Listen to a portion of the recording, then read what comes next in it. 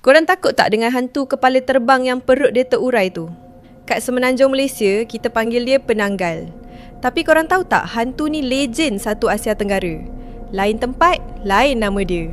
Kalau korang pergi ke Sabah, hantu ni dipanggil balan-balan.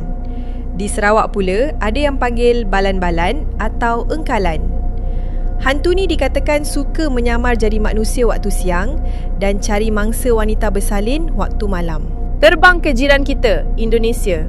Di Kalimantan, benda ni dipanggil kuyang. Kalau di Bali pula, versi yang lebih seram dan ada ilmu hitam dipanggil leyak. Leyak ni siang dia manusia biasa, malam dia boleh cabut kepala cari darah. Di Thailand dia dipanggil krasu.